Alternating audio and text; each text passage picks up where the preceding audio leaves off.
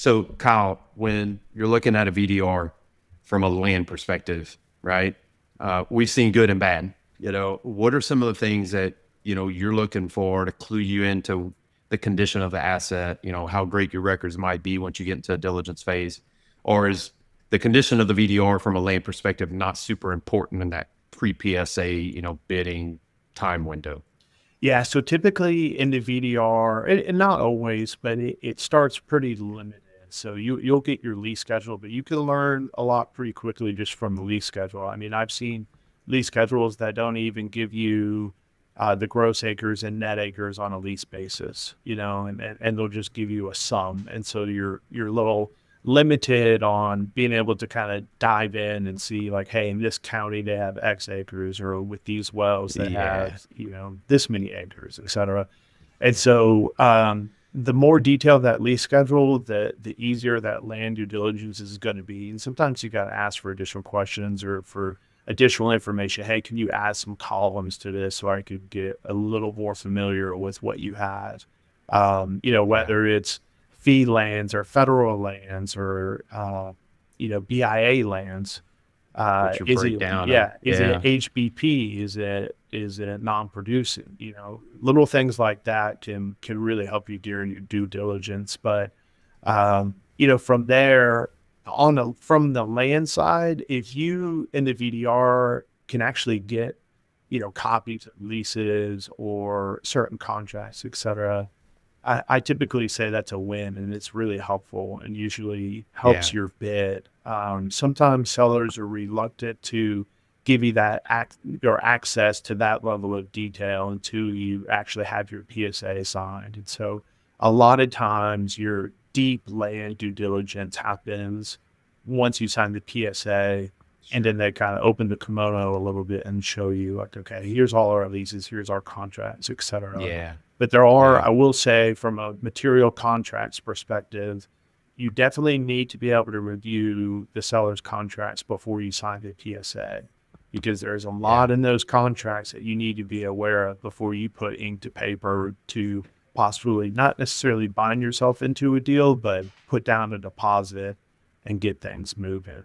Do you say that typically that those material contracts are available during that bid window It's, for you to, because I would think it would have a pretty big effect on potentially what you're willing to pay for an asset. They should be, yeah. And if they're not, Yeah. I always ask for them. And, Yeah. it varies depending on what people may say is material, but I go as far as say, like, hey, JOAs are material, farmouts are material, development agreements are material, things like that. Yeah. Anything that can affect the value of the assets or possibly the interest of the assets, or there are certain obligations that have to be met, or your interest deteriorates or gets cut.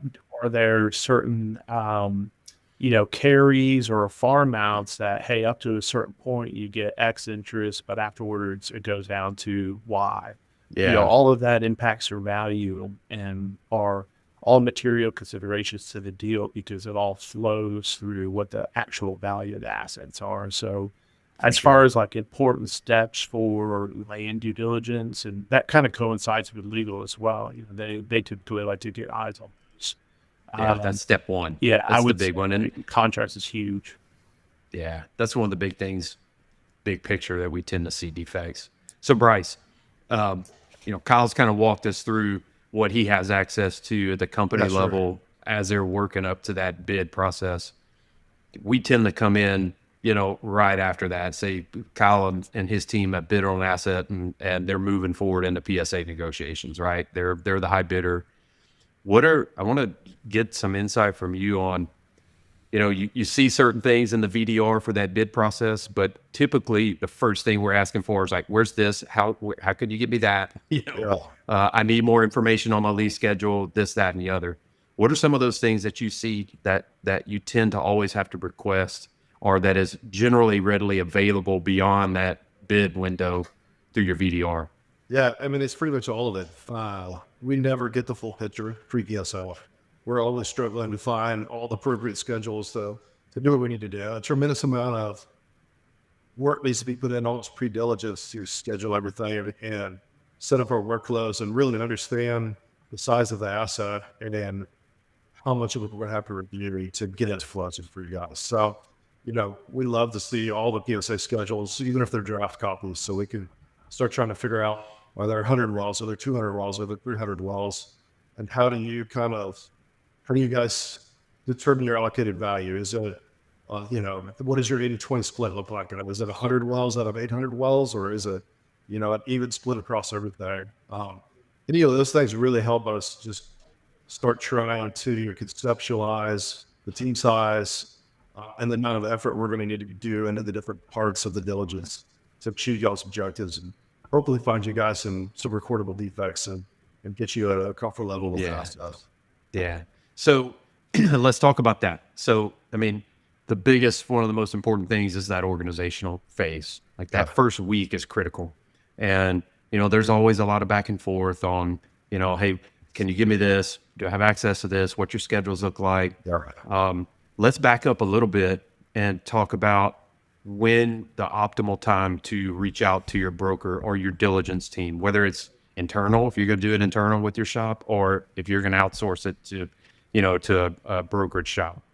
What's the sweet spots there, Kyle? Like, when do you kind of start to feel like you want to start reaching out to your team? Yeah, I'd say, let's say, again, with a marketed process, you get to the point where a bid date comes and you get word or notified, hey, you're the winning bidder, we're going to move forward. It's depending on what the seller asks for. You may have already provided them a draft of the PSA agreement or whatever sales agreement you're going to utilize. Or you've provided typically like an issues list of some material terms that you want to address, and then you negotiate the PSA. It's probably at that point where it becomes very real and said, all right, we're moving towards inking a purchase and sale agreement. We need to get ready for due diligence. So when this is signed, we're off and running. And so that's typically when I reach out. If not, where it's looking like we're getting some positive feedback, et cetera. I like to give, you guys, brokers, whoever it would be, helping with the due diligence enough time so where they know, like, hey, this is the amount of acres we have. This is the number of leases. This is the contracts. These are the wells. This is the area that we're in.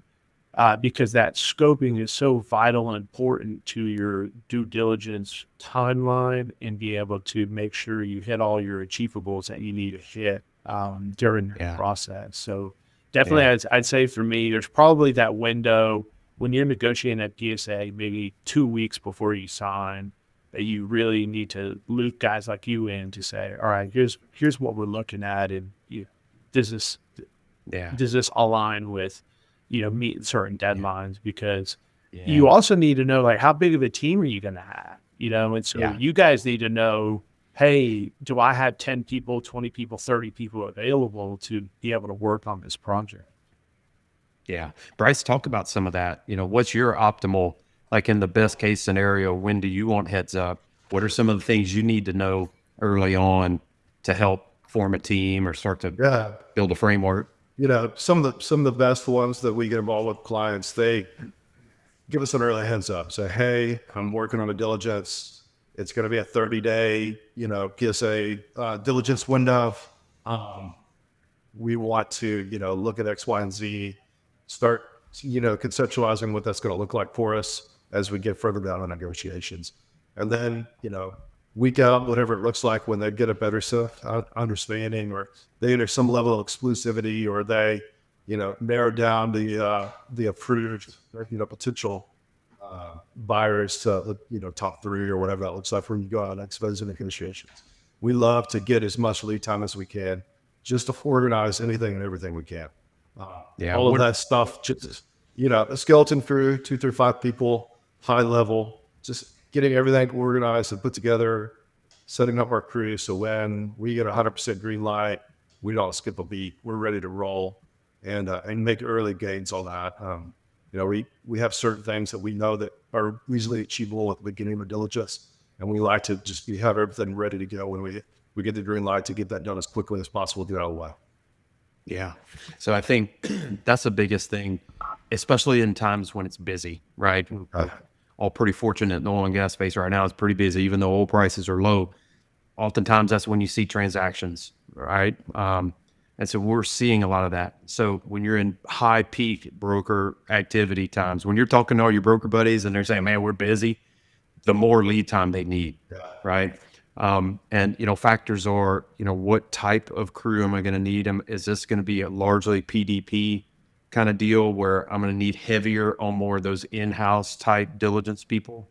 Or do I have some term leasehold where I'm going to need to be doing more title, more field-oriented diligence? Like all those things are important for us to know where it's at. Where the sellers are. We're going to have a good VDR. Do we need to have people positioned in a certain city to access a company's files? You don't see that very often anymore, but it's a factor. Sometimes you got to get in their office, right? So all those things are pretty critical.